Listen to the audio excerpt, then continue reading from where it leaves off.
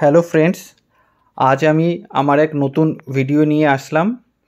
কিছুদিন আগে আমি রামাদা ওয়ানধাম হোটেল ভিজিট করেছিলাম। সেটা আমার কেমন লাগলো তারই কিছু অভিজ্ঞতা আমি আপনাদের সাথে শেয়ার করতে চলেছি।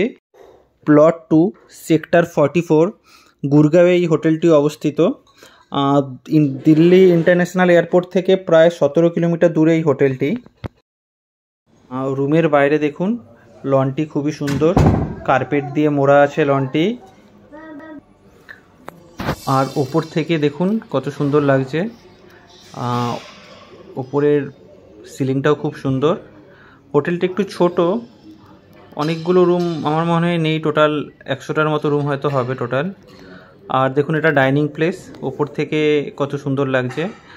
ট্রায়াঙ্গুলার শেপের হোটেলটা, কারণ স্পেস খুবই কমই আছে দেখে মনে হলো, কিন্তু খুব সুন্দর, খুবই ওয়েল মেনটেন্ড আছে।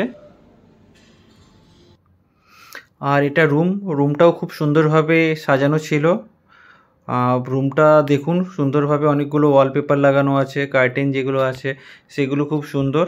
তো রুম নিয়ে কোনো অভিযোগ ছিল না, রুম যথেষ্টই ভালো ছিল এবং রুমও ওয়েল মেনটেন করে রাখা ছিল।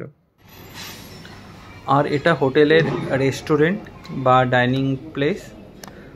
দেখুন বাফেট লাগানো ছিল সেদিন, তো বাফেটে খুব সুন্দরভাবেই সাজানো ছিল।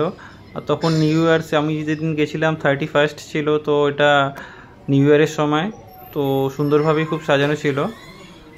অনেক রকম খাওয়াই ছিল ওখানে।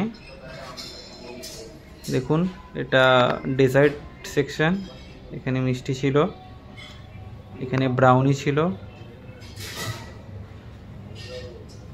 এখানে মালাই কোপ্তা টাইপের কিছু ছিল, একটা সবজি ছিল, এটা পনির ছিল, এখানে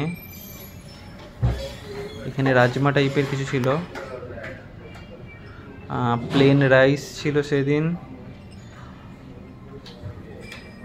এটা তো পাস্তার একটা আইটেম ছিল, এটা কোনো স্যুপ একটা ছিল হয়তো, এটা চাইনিজ নুডলস ছিল, এটা কোনো চাইনিজ আইটেম ছিল,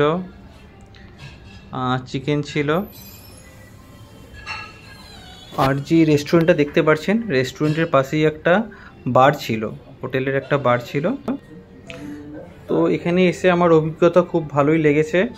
তো আপনাদের অবশ্যই রেকমেন্ড করব, কখনো আপনারা হরিয়ানায় আসলে এই হোটেলে অবশ্যই থাকতে পারেন, এখানের ব্যবস্থা অবশ্যই ভালো। তো আপনারা আমার চ্যানেলটা ভালো লাগলে, আমার ভিডিওগুলো ভালো লাগলে প্লিজ আমার চ্যানেলটাকে সাবস্ক্রাইব করবেন।